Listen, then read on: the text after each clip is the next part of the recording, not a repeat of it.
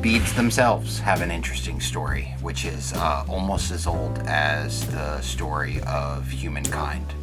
So we have beads dating back to Paleolithic, Old Stone Age times. And if you think about it from the perspective of somebody whose technology is really quite limited, we haven't figured out metals, even basic copper tools yet, and we're at the point where we can only work stone. What is it that possesses somebody to take a stone or a shell and drill a little hole in it so they can wear it? Because that takes hours. Takes hours of grinding stones against each other, or a stick with a little bit of sand on it, in order to do that. And why would you ever possibly do that when it doesn't help you get your next meal, and it doesn't help keep you warm at night, and it doesn't scare away any predators? And I think that the answer for that is that beads are the beginning of magic in the human story. I think if you're going to invest that much time and effort and labor into it, it's because you believe that it's a talisman, and that it protects you, and that it brings something unique and wonderful into your life that you couldn't possibly otherwise have. And I think that that's still the function they play.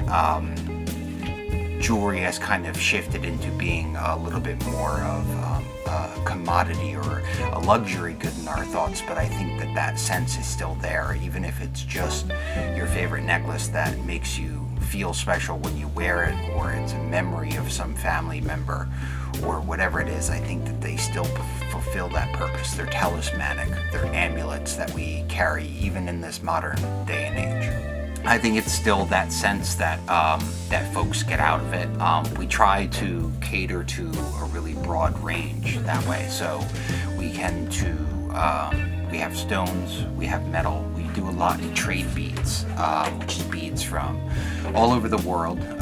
Usually there's some group of people will have an indigenous or a native bead that they make from materials in their area. Somebody comes from the outside and realizes, well, if we could produce those beads, these people would trade for them. It's basically a way to print money in a sense. And so different periods of time, you have different folks in mainland Asia and in Europe doing a lot of glass manufacture and resin manufacture of beads that are kind of brighter, more colorful copies of indigenous beads, and trading them into people for everything. Silks, spices, agricultural products, all kinds of different things.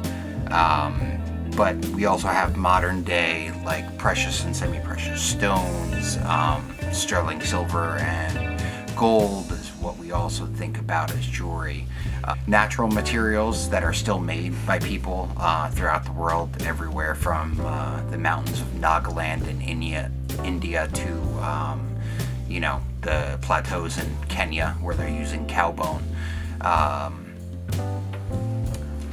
So we make all different kinds of options here.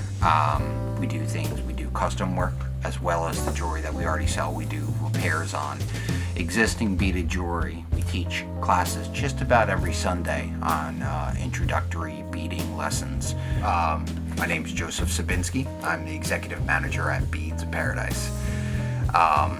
So most days, if you come in the store, you'll see me running around like a maniac, trying to do a million things at once, or you might get a response from me if you email us on our website, because it's quite likely that I'll respond to you, which is beadsparadise.nyc.com. So you can also check out some of our things online there if you can't make it into the store. I'll show you my favorite bead while we're here, if you want to see. So, these beads were an example of trade beads that went all throughout. This extruded glass technique you see is actually quite common, both everywhere from ancient Chinese beads to beads from the Pharaoh's times in Egypt. And these are actually quite similar to that. But you have a trade route there that starts at its further stretch in the east in China, and what's called basically the Silk Road that runs down through into Central Asia and into the Middle East, and then runs actually across the north of Africa, right across the Sahara Desert. And finally, when it hits water and it can't go any further, you end up in Jenny, Mali. And and that's how these ended up there as the furthest western terminus of that trade route, somewhere between the 9th and 14th century AD.